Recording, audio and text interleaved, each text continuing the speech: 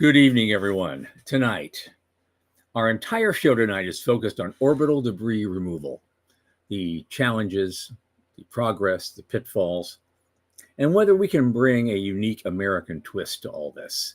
That is, encouraging free minds and free markets to play a major role, not only clearing space debris from Earth orbit, but making a serious buck doing it, as American entrepreneurs have proven themselves to be unsurpassed in the world for decades. From the news desk at the Center for Space Commerce and Finance, my name is Tom. Is the unknown quantity.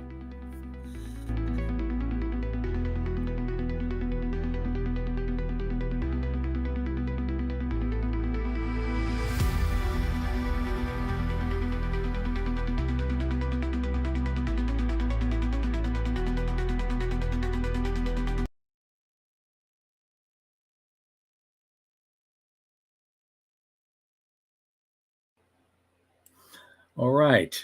Well, as always, this program is hosted by the Center for Space Commerce and Finance. And what is that? Well, we're an organization and nonprofit in the U.S. that champions and strengthens emerging space startups, space scalable small and medium businesses, and space adjacent enterprises worldwide through advisory, access, and advocacy across the funding spectrum. Our programs, like the New Space Business Plan Competition, the Space Investment Summit, fortify business plans and investor readiness for founding teams at varying levels of development. And of course, naturally, we encourage our listeners and fans to support our work. If you go to the QR code at the upper left-hand corner of the screen, it will take you to our donation portal. And thanks in advance. Now, usually I introduce my co-producer, Michael Lane. He is not with us this evening. He may pop in later, but right now he has some kind of personal things he's working on, and he has to be away from the screen tonight. So wish Michael the best, and we're going to soldier on. Our topic tonight, as said, is the object is space debris. Now, our best estimate, at least as late as January of 2019, I'm sure it's changed significantly since then, more than 128 million pieces of debris smaller than 1 centimeter, about 4/10 of an inch, and about 900,000 pieces of debris between 1 and 10 centimeters long, and around 34,000 pieces larger than 10 centimeters were estimated to be excuse me, in the orbit around the Earth. Now, and I think I have an image there. I think Sean can put it up. Our best estimate, the average impact speed of collisions in low Earth orbit is about 10 kilometers a second, with maximums reaching above 14 kilometers per second due to orbital eccentricity. For example, a 2009 satellite collision between an active Iridium-33 satellite and a derelict Russian Cosmos 2251 occurred at a closing speed of 11.7 kilometers per second, or 26,000 miles an hour. And that created over 2,000 large debris fragments. The problem with large debris fragments is when they collide like that, they'll end up going in any direction, not just the orbit they connected in. So this debris crosses many other orbits and thus increases debris collision risk overall. In fact, it's been theorized that a sufficiently large collision of spacecraft could potentially lead to a cascade effect, or even make some particular low Earth orbits effectively unusable for long-term use by orbiting satellites. This is a phenomenon known as the Kessler syndrome. The theoretical effect is projected to be a runaway chain reaction of collisions that could occur, exponentially increasing the number and density of space debris in low Earth orbit, and has been hypothesized to ensue beyond a certain critical density. Now, we're not there yet by a long shot, but the time to start working on this problem is now, because it's also been hypothesized if that cascade effect actually occurred and the Kessler syndrome became a real thing, it would be nearly impossible to actually launch anything above, into, or out of Earth orbit without a horrible risk in even further destruction to the spacecraft. We'd be essentially isolated from the rest of the universe from our own garbage. And given the length of time and the orbital altitude of the debris, it could take anywhere from a few thousand years to even 1,000,000 years for all that stuff to clean itself out naturally. Now, maybe in 1,000,000 years, we'll have evolved into a more intelligent species that'll figure out how not to do this in the first place. But we'll see. Now, in case you're wondering, the ISS has special protective shielding for the little tiny micro stuff. So it's not a big concern.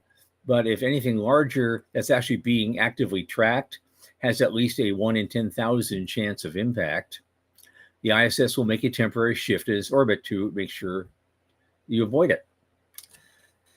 The international space community has been discussing this issue since at least 2009.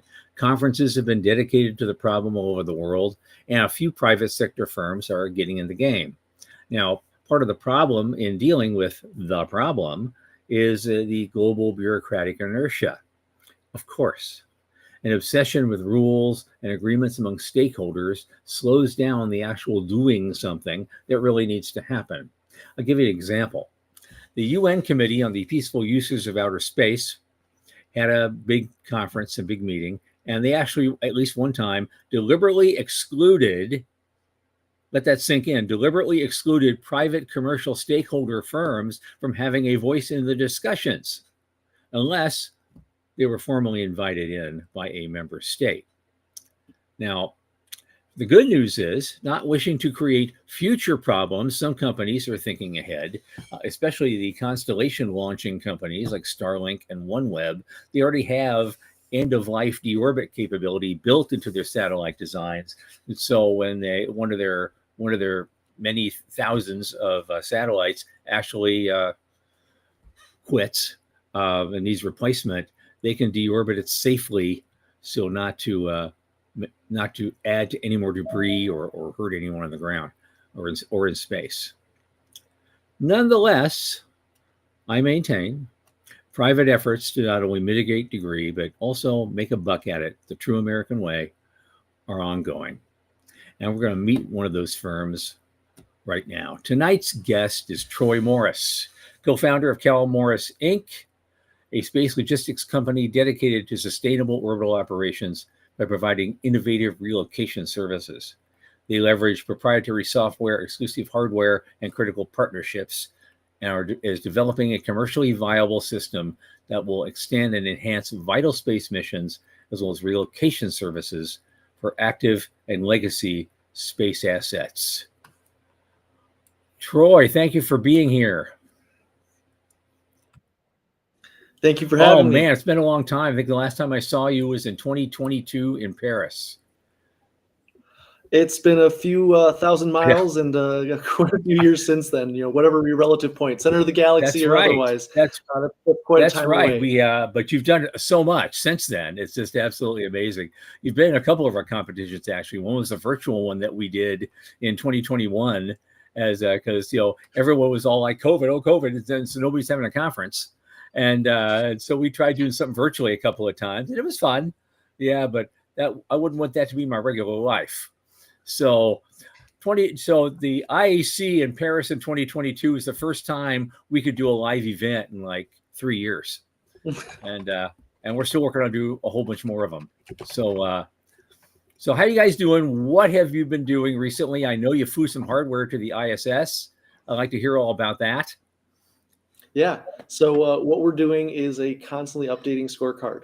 It's something that I'm so privileged to get to be among the leadership for KMI with my two co-founders. I don't think we politely dreamed this far when we founded this all in 2019.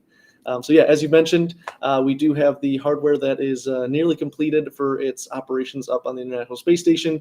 We're going to be intentionally sending it back home so that we can do a lot of diligence after effect and really study exactly what we thought we saw from the data, what we got from the results, we got from the hundreds of operations we performed.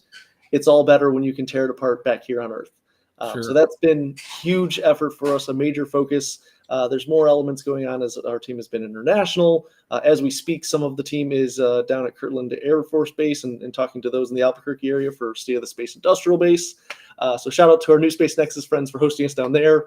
But yeah, a lot of efforts going in a lot of intentional but seemingly different directions as the space, pun intended, is heating up. Yep. Well, it's all it's all method in the madness, and that always comes out in the end. It all comes to. It's great when a good plan comes together, and so you guys are doing some yeoman work out there, and that's just amazing to hear about. Give us just a little intro into your company, how you got started, how you guys hooked up. What got you to come together and make a company like this, and what gets you up in the morning? Yeah. So the last one's the easiest answer. Normally what gets me up in the morning is my little baby. My wife and I were lucky enough in the midst of, building a company to also welcome our first child into our household. So he's generally the first one up. But the motivation that gets me going beyond, filling bottles and emptying diapers is really, what kind of world are we going to leave behind for him, his classmates, his peers, his children? Right. And so that was something that long before, ever knew we were going to be expanding our family, that was the motivation. So back in 2019, Adam Call, Austin Morris, and myself, where we get the KMI letters from, we all were discussing, hey, this world is crazy. There's this cool thing happening with reusable rockets. Hardware technology is increasing. Cell phones are making it more affordable than ever to get components. And, every university you turn left and right is launching a small sat. What does this look like in a few years? And so, again, back in late 2019, we started putting our heads together on the weekends and after work hours of our regular day jobs of what does this look like? How do we get ourselves deeper into what's happening, what's coming for aerospace? And so it was something that we decided, like, we need to do something different. We need to do something that's going to make a difference. And politely to all those who are successful or unsuccessful, we didn't want to be another launch company. We didn't want to do another thing that we'd seen done before. And at that point in time, there was some, conversations over in Asia for this group called Astroscale. I'm now good friends with quite a lot of their team. There was, I think, as we were putting our heads together, like, how can we make a difference for this world overhead that's just being filled with all these launches? I think that's when ESA and ClearSpace first made an announcement that, like, hey, we're going to eventually do a mission. And it was seemingly crickets here in the United States. We could do the research and see that there's been, STS-51A. I'll talk about that more later. There have been other demonstrations of American technology. But we're like, how can this half of the planet have nothing, no way to, go up there and do something with all the objects that have been launched? And the United States is a very major player in space and in the history of putting things up in space, whether we removed them or not. So it was something that 2019 was a big genesis moment for us. And as we left our well-paying, stable jobs in the beginning days of what became that pandemic, Adam moved out of New York City the day the markets crashed. We moved Austin out of Philadelphia the day governors were shutting state borders.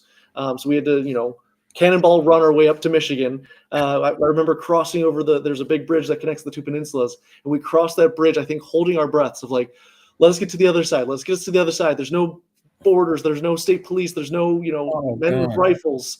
We made it, and then I think we got chicken nuggets. So just absolutely relieved to and then we had a lot of uphill fights from the beginning of how do we learn more about this industry in a world that's just locked itself in. And so I'll pause there, but that was really the origin is November 2019. We're like, yeah, let's make this company work from first principles to solve problems in space, and the motto from the beginning, keeping space clear for all.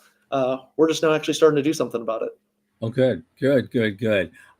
As you know, obviously space debris takes many, many forms. It started back in the 60s with just basically spent upper stages. It wasn't much. And then Ed White lost his glove in his famous spacewalk. I don't know if it's still out there somewhere or not. I know the original, we just talked about this about a week ago, the original Explorer 1 satellite. It's in a bizarre, it's in a higher parking orbit. It's still there 60 some odd years later. And there's some group actually talking about trying to figure a way to bring this thing down and put it in a museum. And is that Explorer 1 or Vanguard 1? Explorer 1. That was, Explorer 1 satellite. Because there's been additional conversation on Jupiter C. Yeah.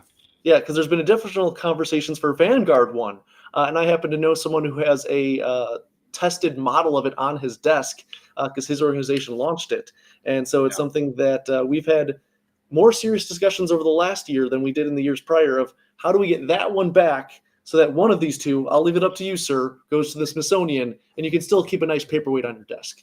There So you yeah, go. Yeah. there's some of those original objects still spinning, but we're starting to tinker for anthropological reasons and Yeah. just the factor of cool. We got to bring them home. But it just built up and built up and built up. And then in the last dozen, 15 years or so, it's really gotten to be, a larger problem because instead of just leaving up spent upper stages, now we're having satellites actively colliding with each other and creating even more debris. And worse yet, our various countries' defense establishments, including our own and including China, have been, blowing up satellites deliberately as part of, ASAT targeting systems that they're using, for defense capability, and that doubles the problem even more. So these days, when we used to know what a lot of the debris is made of, what's the general average composition of the debris? What kind of stuff is it? Plastics, metals, paint? I mean, what is it? It depends, as you were listing during the intro, about the size that you're quantifying. So in our world, in our conversations, as we're talking to, and I say this with politeness, high academics, those that are studying this at a level with graphs and Casablanca charts and other mathematical, Monte Carlo charts, that's the right one, Monte Carlo exams. In mathematics, I barely begin to understand. We've broken it down to three big buckets. You've got your major pieces of debris, a large defunct rocket body, a large defunct asset, something that you could almost spot from the ground. Major objects. Minor objects are maybe a little bit bigger than Ed's glove, but things that are pack a serious punch in are somewhat trackable from the ground. And then there's the micro debris, and that's the ping pong ball or smaller size pieces that are just proliferated out there. So as you go through those different sizes, obviously the major debris is often metal. This is going to be spacecraft grade aluminum. It'll be the mylar sheets. It'll be the solar cells. The minor debris is all sorts of anything you can think of, from tools lost off station to radioactive coolant from old Soviet discharge. And then as you move down to the micro pieces, the still lethal micro, it almost doesn't matter. At that speed, everything is a bullet. So whether it's a paint fleck or the third generation residual of collisions of metal, doesn't quite matter at that such a high speed. The mass and acceleration give you a lethal force no matter what it was. Yeah. Well, I did study enough material science in my postgrad days to understand that there's an amazing variety of material that's out there, and so there cannot be a one size fits all kind of solution. I've heard all sorts of bizarre solutions, people, trying to spray some kind of sticky net around everything, like silly string on steroids or something. And I just don't see that working very well. But obviously a magnet's not going to cut it. You've got to have, I know you're using a specific type of thing that we're going to talk about a lot here in a minute, and see how that gathers up. What do you do when you're faced with something like that and you see, there's 1,000 different kinds of material that could be out there, and there'd have to be a different way of effectively gathering any one of them? Yeah, I think it's the old adage of if you come across a disaster, whether that's a child's room, your own room, or an actual act of weather, it's something of you start with what you can. And that's the huge thing is, yes, it would be great if we could start with the largest objects by mass. When you look at Darren McKnight's list of the top 50 most dangerous objects, I feel like 1 through 43 is the old Soviet Zenith rocket bodies. Mm-hmm. There's a lot of geopolitical, physical, numerous issues to going and working on those objects when we talk about debris mitigation. So what we focused on is exactly to your point of what we can actually go after. And at KMI, the technology we've developed is a scale size of anything as large as a basketball to anything as small as a basketball to anything as large as a box truck. So that's quite a lot of options that we're focusing on the major to minor debris objects. The micro debris, very lethal. But again, if you remove 1 million of those, but you have two significant objects collide, you're back worse than you were before. And so Right, our right. You got now a million more other things. exactly. So if you're focusing on getting the big chunks out of there first, and then start working your way down, I guess. And it's targets of opportunity. If you're cleaning up your house and you've got a bag full of garbage that you're taking outside, and there's a soda can out towards the door on the counter, grab it too, bring it with you. That's Sure. Sometimes the simplicity is the traveling salesman problem gets worse when you put it into the true three-dimensional space that is our orbits.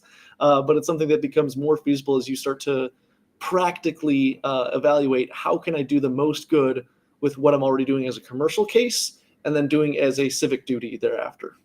Okay. All right.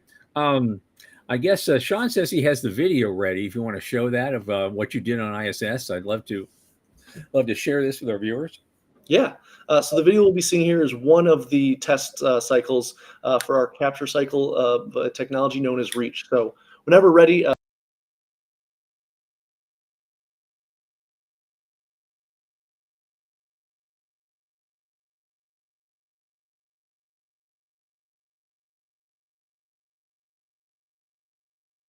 test run, it was deploy, capture, and just kind of hold on and let's double check that nothing's getting loose. So the Mylar held, the arms held, and again, that was one of 172 capture cycles we performed during our short hours of testing in the almost 200 days we've been on station. Okay, and you're still on station now with that equipment, I guess, and you're. Well, I guess your plan is to bring it down, as you said. Correct. We were explicitly, specifically, and repetitively asked, can KMI leave this up there longer? The crew enjoys it, as we've had some conversations with them. The ground teams love having these runs because, no offense to my biological peers out there, but this is a little bit more interesting for everybody than putting different chemicals into a pipette. That's critical space work. I appreciate it, but for just fun value, you can grab popcorn and watch all of those runs. So yeah, it's something we've been requested to stay up there, and we've had to politely, against our better scientist hearts, have to say no, because we need to bring it home to dissect and really evaluate, did something wear out as we expected or not? Did something perform better or worse? Right. And the crew has given us amazing data. I'm so glad Don's back on the ground. His pictures were unique, novel, and fantastic. But we still need more than what him, Sonny, or Butch were able to just communicate from the video lag you have when they're going that far, that fast. Okay. Well, that's the interesting part, too. I mean, obviously, you have this target thing that you're grabbing onto. I presume the fun of having this thing up there is that the people up there watching this or participating in it found other things for it to grab, I'm assuming. That was one of the reasons that when we were early talking about going up there, that was a request. I don't want to say the term enrichment was batted around, but we were open to some novel activities for the REACH arms. At this point, I have no stories I can officially share. But for anyone who listens in and finds me at one of the conferences, be sure to ask me what else was captured, because off the record, there's been some fun ones. Okay. Oh my God. Now, I guess it, but also gets into the more serious, interesting questions. In that, okay, I guess you guys are getting a slide out too. I want to show because this program is about the intersection of space and money and people doing moving and shaking and doing different things in that kind of environment. Given the bureaucratic challenges and all the other problems that we're having around the world with dealing with this issue on a high government bureaucratic level, so what's a good entrepreneurial space company to do? How do you guys figured out a way to make money doing this? Yeah, I think the first thing, and it doesn't matter whether you're selling sandwiches or spacecraft, is talk to the customers. It's something that I heard many times as we got started. I was like, yeah, I'm talking to some of them. No, not enough, because you're either closing a business case or you're running around in the dark. And so for us, it was something that we developed the technology. We were, pursuing non-dilutive opportunities to de-risk our technology. We were working with NASA. We were talking to the Space Force. We're talking to anyone that had space in their title and, collected a government paycheck. We were trying to talk to, like, yes, you have to be. It's the United States government. We landed on the moon as the United States, not, in the original days by just one company. That's changed, as we've seen Firefly and others landing on the moon, intuitive machines, more going up. I'm sure that I'm even missing in between. And that's where we found really our traction is, one, being able to demonstrate what we've developed, as I just was showing the audience here. And a lot of that is buy down from de-risking efforts from NASA, Space Force, Air Force, CASIS, the Center for the Advancement of Science and Space, the International Space Station National Lab themselves, all buying down this risk that we're now showing to customers like, cool, debris is a problem, but I have something more immediate. I have this specific concern for my company, and it's a little bit different than we heard before. So we'll go talk to the next guy. We have a different concern. What we've come to collect over, dozens of conversations and hundreds of discussions is its mobility, its logistics. It's how do we move something in space, and our technology to go grab the worst of the worst, the most unprepared, most unfriendly objects we could imagine and safely engineer around. That turns out to be very good at being a serviceable tow truck to other assets that might be in distress. And so that's really where we're finding a lot of the commercial traction is those customers who are operating assets or would like to operate more assets or operate their assets differently. They're the ones that are taking our meetings and moving us quickly through of, okay, technically now that this is sound, Troy, we need to take you and go talk to these operators. They've had a problem for weeks, months, years. Mm-hmm. And that's where KMI is working to catch up with the demand and engage these customers with our unique, novel solution that isn't what the industry was discussing before. It's a cost efficiency, it's a mission efficiency, and it's a applicability that before with singular docking plates you had to launch with an object beforehand. It's all great in preparation, but humans are terrible at preparation. And so if we can come in and help these operators work and solve problems after they happen, that's where we've really started to find the traction that's been accelerating us ever since. Okay. Now let's get into it just a minute. Obviously you're building this thing to grab stuff from the size of a basketball to something much larger. Okay. Yes. Now what? What are you going to do with it? It depends on the mission, I guess. Are you moving it into another orbit, or are you trying to slow it down and let the thing go and let it burn up? I mean, so the flow chart of what we do with an object afterwards, I have never tried to print it out. I think I would kill more trees than it's worthwhile. As you start to go down the different options of, well, can something be recovered? Can something be reused? Can something be recycled? A lot of, can it be RE seems to be the option. And one of the most popular for most of them is, can it be re-entered? So a lot of assets that we're talking with customers, both national security and in the private sectors, is this thing is no longer needed and it's a concern. It's a liability, it's a problem, and we're avoiding around it or hoping it doesn't go boom on any given day. And so those ones would be, we would at KMI go up, rendezvous, retrieve, and relocate that derelict object to a disposal orbit. Now, depending on the specifics, we might want to use ways to really control where it's landing. It might be the end of one of our spacecraft's life where we would be holding on and kind of intentionally deorbiting with the object. Or there's some objects that are so well understood, it can be placed at what I'd say a gentle reentry where it's going to, with great assurance, burn up an atmosphere. Now, as someone who breathes Earth air, it's not my favorite plan, but it's a sizable option to prevent, as you mentioned before, the loss of outer space.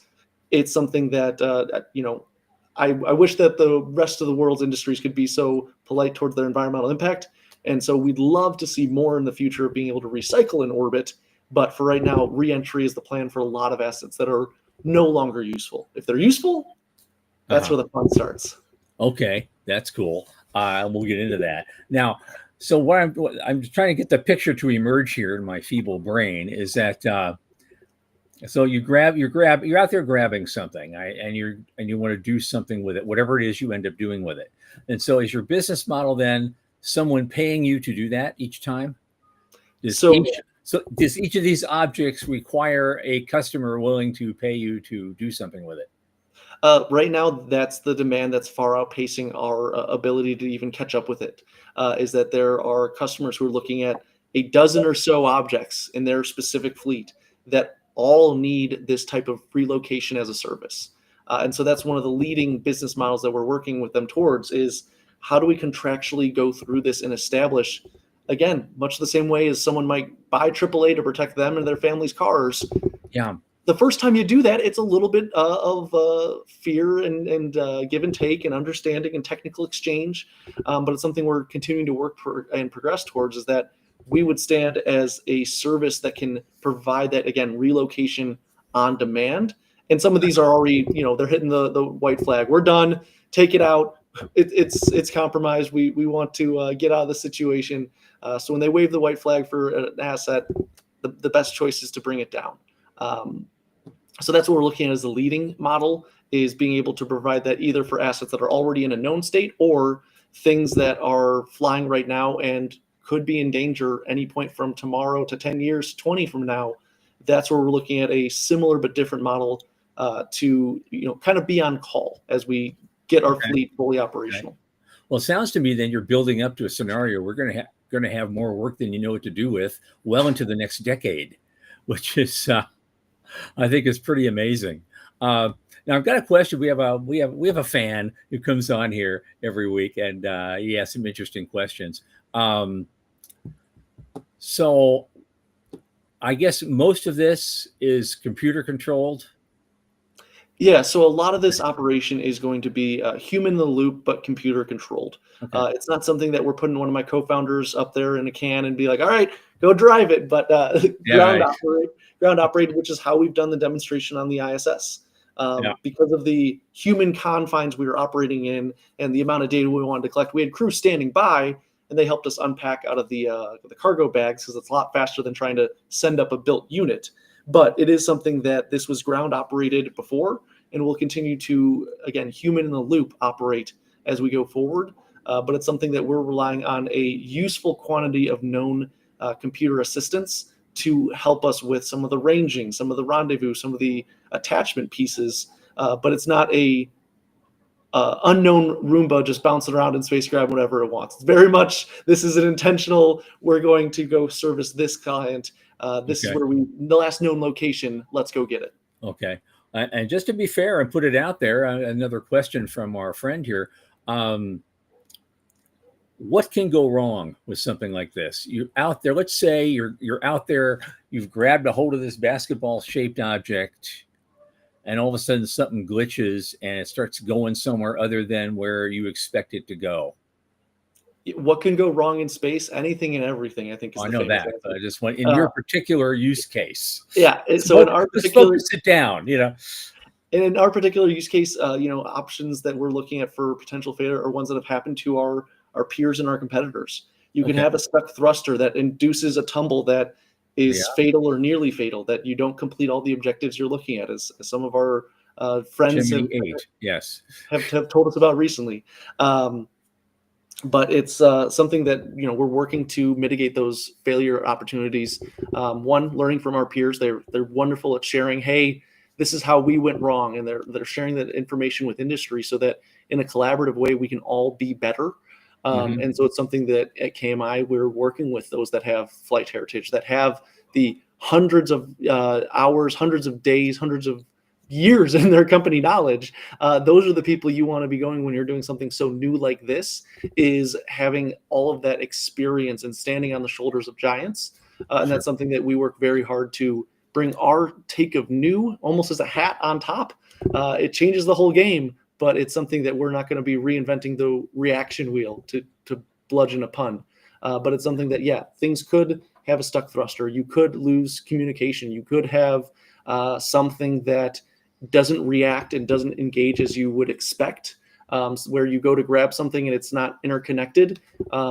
Any and all of those are potentialities. It's about setting the limits of what could go wrong, having redundancies in place for it, and doing a lot of that diligence prior so that anything that can go wrong is within a smaller margin of error. And if we're doing some more risky maneuver, the failure rate is in a safe place of, okay, if this fails, everything goes into the Pacific Ocean and bothers 3 fish, versus if this fails, we go, towards the manned stations, the crewed stations that are going around our world.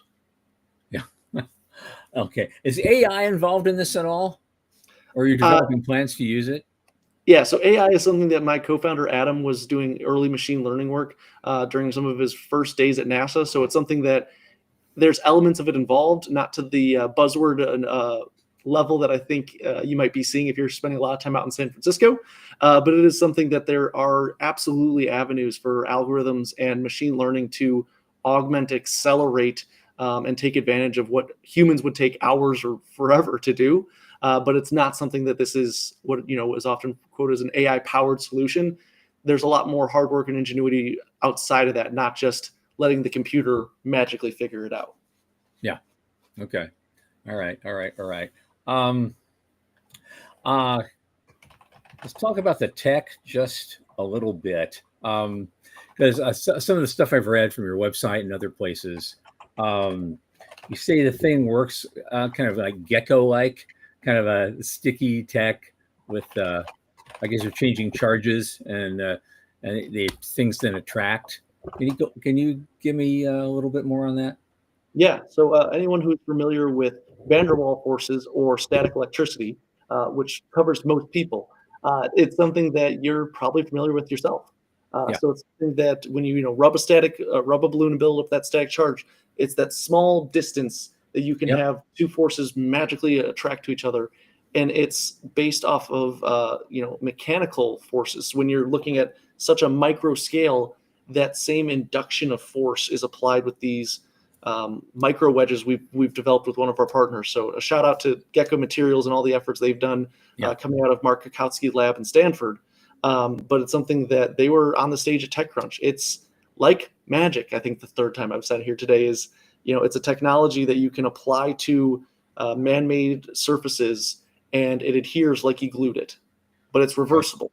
And so with our unique application of it, a lot of clever ways to get all these pieces working and being space friendly, you can use that Gecko material as an addition to what our arms, I have a low res model next to me here, to what our arms are doing on station. Is we'd be seeing extra adhesion and extra wiring that give these arms their ability to move like we saw in video, and their ability to grab on with enough strength that one of these arms on the bumper of a car is enough adhesion to move that whole car. And we've got 8 of these arms on the Future Flyer. So it's something that, quite a lot of adhesion force for what we need to do. Okay. The reason I led with that question, because I remember, I think it was 14 years ago, when we were still in the glory days of getting those big grants from NASA Ames, we ran a pretty high stakes New Space Business Plan competition. This is in 2011. And the company that won that was a company called Altius Space Machines. Oh, yeah. And they built something similar, and they called it a sticky boom. And it's supposed to do the same thing. This is 14 years ago.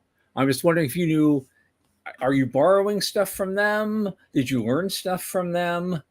How does yours compare to what they did back then? Because they actually flew some hardware too, not long after that. I'm just curious about, is there a connection? Yeah, and I'm not sure if the sticky boom is the specific unit that we saw. I had the pleasure of touring Altius Space Technologies. It was something that I know some of them really well. I was envious. They acquired one, I think it was like a shake table, this huge, massive piece of testing equipment for like $1. The hardest part was getting it installed. So like clever guys, hardworking gentlemen, a team that was kind and generous to us as a very new startup at that time. I actually saw some of their former team very recently at National Space Symposium. And the Altius team were doing some very interesting things. I believe the dog tag is a project that's still living in the Voyager space family. Again, a lot of good friends over there. So there's elements and aspects that some technology wasn't ready. I think 14 years ago, the Gecko materials we're discussing now were still very not understood. I don't want to say misunderstood, not understood to the level that academia has pushed to today. And so there's notable differences between what the Altius team was able to show me more recently than 14 years ago. Okay. I think it was maybe 3 or 4 back, where I went to their lab, met with their team, we talked, we discussed patents they had on the wall, and it was something that we were in the early days of moving Reach from its first patent to what we're flying on station today. Okay. And there were lessons learned of, hey, this is hard. Hey, there's not a lot of options to go and test this. It is going to be a hard, bumpy, rocky road. Absolutely. And so it's something that I think as much business sense was shared as there was technical exchange, between peers. But yeah, the Altius gentlemen, all the people over there, not just the guys, are working hard. I know they're doing a lot still under the Voyager family. But yeah, we've been lovely in contact with them. I've been to Surrey Satellite, where they did the remove debris, where they used a net and harpoon to go retrieve simulated debris from the space station. Aerospace is a relatively small world. It doesn't take I know. long I know. to go get around and talk to some of the people who operated but on. you say a net and a harpoon, I think about Moby Dick in the sky. There's Captain Ahab out there. I'm going to go get you. Kind of thing. Yes. So there's lessons learned there that maybe we can do better as a species than just whaling technology. That you haven't seen many proposals with more harpoons and nets, but it established some baselines. It established, like, at worst case, aspects of this could work. At worst case, Space Shuttle 51A, go and hand retrieve 2 satellites that had a failure to launch. So it's something that there are options. Look at it this way. With nets and harpoons, I mean, a 200-year-old technology is finally being used to do good in the world and not kill whales. Now, in your own system, how much adhesion do you actually have on those things? And I had a question here of, I don't know how much adhesion you actually use or how much you actually need. So there's a curiosity about that. Yeah, and so this is one that I'm actually going to start with the answer to why the adhesion, and then Sean, putting you on deck for the slide that I'd sent you, because it comes to that point. Is the adhesion you want and the adhesion you use are always going to be 2 different quantities. What you want is as much adhesion as you can remove. So what we're seeing here is a slide that is talking about how the debris doesn't behave rationally because it's moving, and it's been the subject of ASAT tests, and it's been hit by debris going tens of thousands of miles per hour, where even those smallest pieces that we mentioned earlier before, 1 centimeter is a grenade. Or sorry, I didn't mention earlier, we mentioned the 1 centimeter pieces, but they hit like a hand grenade at that speed. So it's something that the adhesion piece is keeping all of it together, as well as giving us that first and only grasp where we're not tearing off pieces of a satellite. You don't want to be ripping through it like a Transformers movie. Because as we've talked to people who are tracking debris, they're saying that there's at least 47,000 trackable objects. And I know from the opening, there's millions more that are guesstimated. Estimated somewhere in this zone is a lot of harm, and that's only increasing by 2040. So the adhesion piece is to fight all of this. It's to give humanity a chance to grab what we're going after, prevent more pieces of grenades flying off in every direction. But you want the adhesion because there's no ground you're lifting against. There's not always a ferrous metal that you can be using magnets to adhere to. There's hardly any docking plates or docking ports or docking positions that were pre-established, known, or are maintained. And so if you cannot put an asset into a safe mode, as our wonderful peers at Space Logistics, worked with, I think it was Intelsat in both cases, to have a satellite functioning, docked with, and now moved, that's fantastic. If you have that control, if you can put something into that known state of giving you its best side, like, all right, take the picture from here. But imagine you're trying to wrangle a toddler. That's a little bit closer to what we feel like sometimes, chasing these unprepared objects, these assets that are beyond control.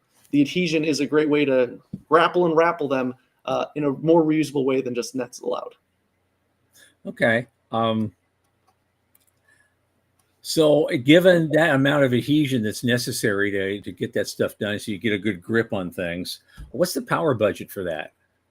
Yeah, so power budget is one that is not significant for the actual grappling technology of Reach. And I failed to mention with the adhesion forces, we're looking at the kilopascal level, where again, just a few tiles are giving that adhesion. but it maintains that grip in an unpowered state. So that's actually led to some additional technologies that are not nearly as photographic ready as the Reach technology is, but the power budget we're looking at is primarily for relocation. It's primarily for how do we efficiently get to, grab, and go back to where we need to be.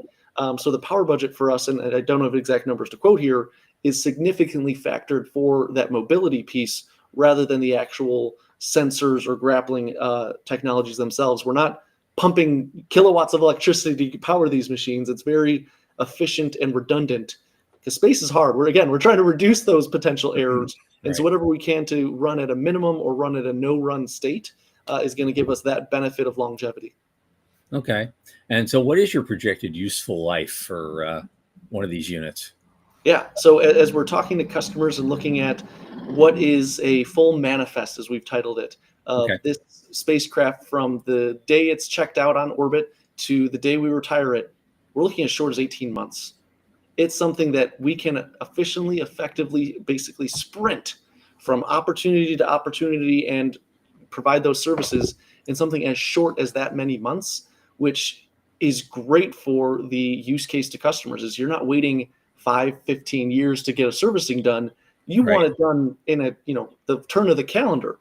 So it's something that there's longevity questions, which we have not reached an upper limit for how long could these objects or our spacecraft linger if we were trying to protect a critical asset. Is some customer absolutely needs this asset to have kind of a guard dog running around it? That is a question that is continuing to be pushed out. It's something that, many components of satellites can be easily rated for 10, 20, 30 years and last longer. So that's a question of what is the longest it goes?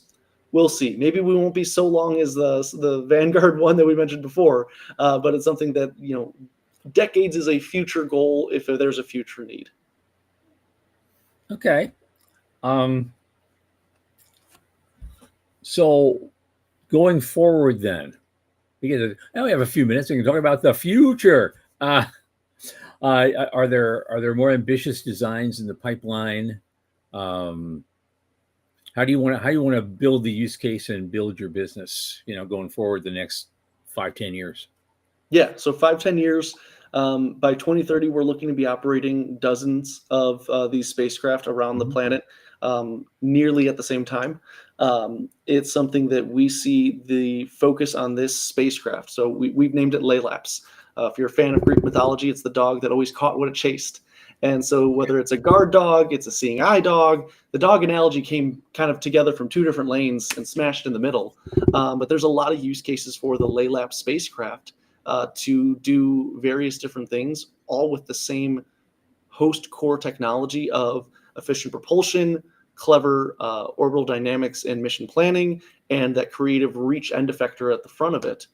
So it's something that is our main focus and plan, is to build, operate, demonstrate, learn, and then if we really need to, kind of a Mark II type operation of, okay, there are some critical things we can really do better, but then start scale, is have many of these spacecraft so that we can start to try and address the customer demand that we're seeing of, I need it over here, I need it over there, I need it over there. But there's the pacing question of, if you solved everyone's problems today, what are you going to do tomorrow? So we're trying to be efficient, effective in this, because we got to the International Space Station and demoed for less than $1 million of dilutive equity. And so that's something that is rather unspoken in the space ecosystem, is being able to do something and not being raising tens of hundreds of millions of dollars. So it's something that we can operate these spacecraft against satellite opportunities around the world. So we can be having our team based in Michigan. We could have, potentially more team members in Europe, potentially in Asia or Australia, just really wherever's needed for the opportunity that these things align in space, or we just grab a cup of coffee in Michigan. So it's something that for us, the 5-year future is looking at a lot of perfecting what we're doing for mobility and servicing our customers and clients' needs. 10 years out, that's where, the cone of opportunity really expands. Is it something that we're providing some of the unique solutions to launch providers that we are in discussion with? Are we helping with some of the space stations that are coming from the commercial sector? Are we helping relocate massive things like a orbital dockyard. We thought the Port of Right, Los right, Angeles was an impressive piece of engineering. Wait till you add another dimension. So it's something that we're continuing to keep our eyes and ears open for those practical and realistic opportunities in the coming horizon. But the focus for us is doing good work, doing it right, and doing it the first time. So we were very successful, one of the smallest, fastest companies to make it to the ISS with one of the largest payloads they've ever had on Astrobe. I think they told us it's the largest by mass, volume, and power draw on the Astrobe. So Wow. we really pushed the limit and redefined what the envelope is, and we plan to keep on doing that at KMI. Is whenever we safely can and with partnerships, let's go further, let's go farther, let's do it right. Right. And so, yeah, I could see a potential for this thing, even without the arms, to actually integrate the technology into somebody else's thing before they even launch it. And now they have debris mitigation built in by the time they hit orbit. So, Yeah, it's you don't have to worry about it. yeah, and we've had people approach us with unique ideas. I mentioned launch providers. There's one that was looking at this technology, and we're still in discussion for kind of a interior control system. If you're going to be grabbing different sized assets and releasing them in space, similar to what the space shuttle did with that huge cargo bay, this unique idea that someone's working on is, okay, we've got these things in this container. We're going to be able to launch really fast with a lot of mass. How do we contain it? How do we keep these different sized things together? And Mhm. so it's something that our reach arms in a very different layout from going from the traditional octopus that we've developed to almost a cargo netting of how do you grab onto these different things in a retrievable and releasable and non-damaging way. Mhm. So there's a lot of unique scenarios. There's the Styria that I mentioned before, a payload end effector, sorry, a payload module that can be left on after you leave an asset in space. The beginning of what we're doing with this technology is already exciting. What we're going to be doing within 10 years, I couldn't begin to predict. Yeah, because the exciting part too is once you start doing this on a larger scale, now you're bringing in some good revenue, obviously. Some of which can be a little bit of which can be set aside to start doing more R&D, and it pays for itself. Then now you're looking at stuff really down the line. Is okay. Suppose we're on the road to getting most of the big pieces out of orbit. Now we want to stay in business. So how are we going to get rid of some of the smaller stuff? What do we do then? And so you'll have the budget to figure that out, or Yeah, maybe do a joint venture with some other companies who try to do the same thing. But I do predict that, yeah, 35 years from now, your son will be working on this and he'll be in charge of it. And then, yeah, and I hope that he remembers, the old man that got that started for him. But yeah, it's something yeah, that yeah, Dad handed me this, and now I got to run it. yeah. You get that too, right? Yes. And so it's something that for us, that's where we're starting to look at those. Keeping space clear for all is still the company motto.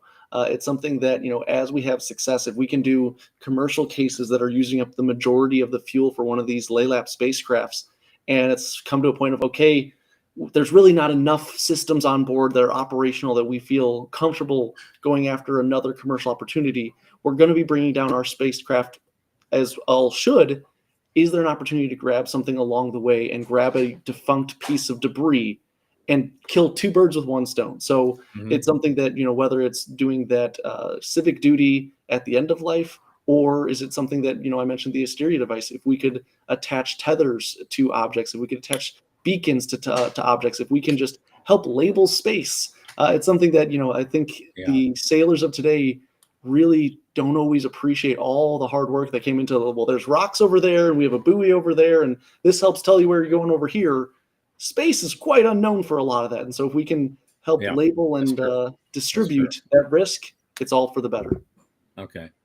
What other types of technologies have you seen out there? You go to every conference and you're trying to nail down a bunch of business, but I'm not. It's not really clear to me what the competition level is out there. Are there other? Do you have competitors? Do you have people who are trying different technologies? And are there many? Are there few? I get the impression they're few. It would be more in the handful or two.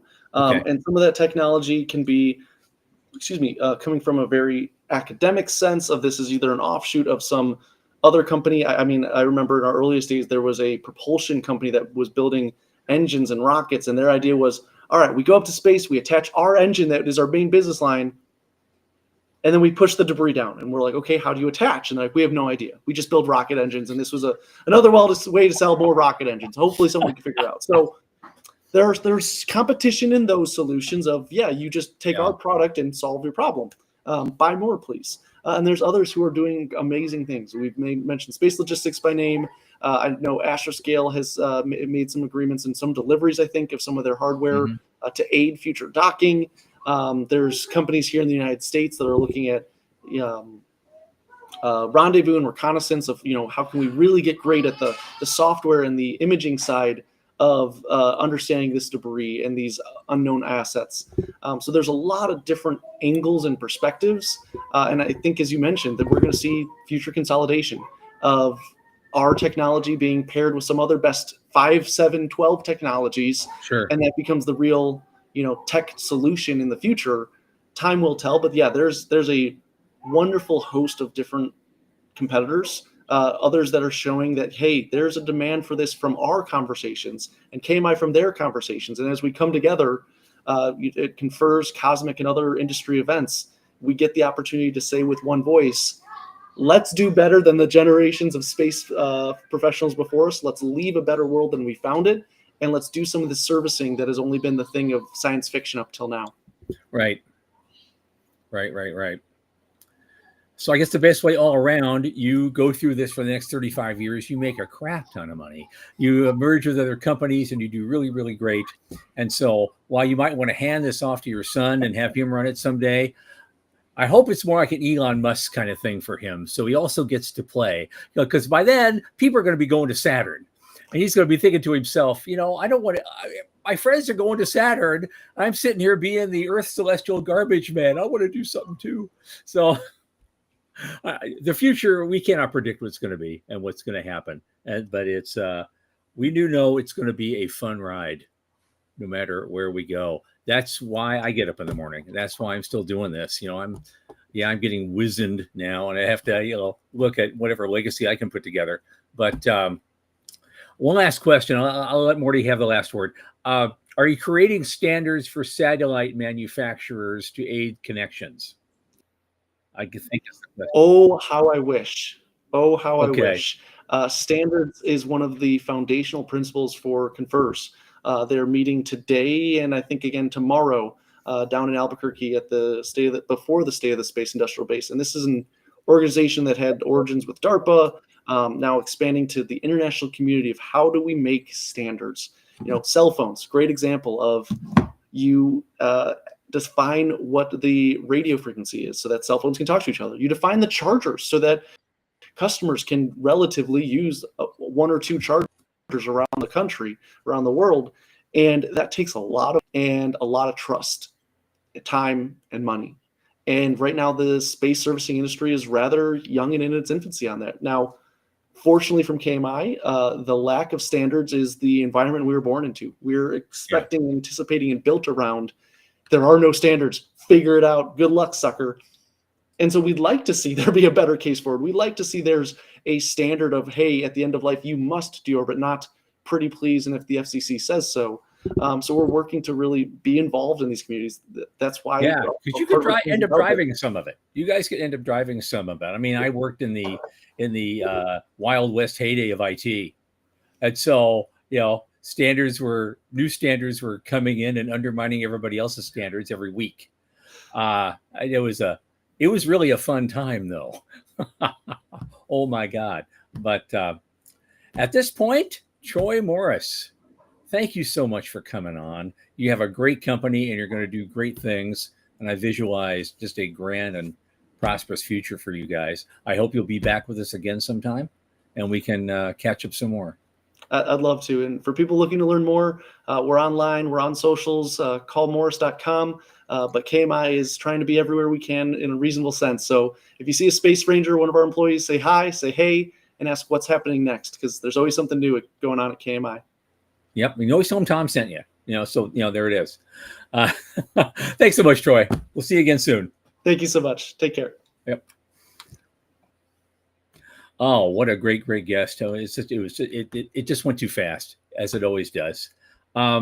Okay, Thursday, May 1st, our guest is going to be Nasir Riswan. He's a native of Pakistan and a founder of Solaris, which is a developer of brand awareness and marketing programs for space tech firms.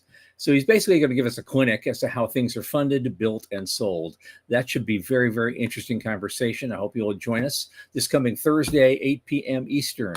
And at that, from the news desk at the Center for Space Commerce and Finance, I'm Thomas Andrew Olson. Keep watching the skies.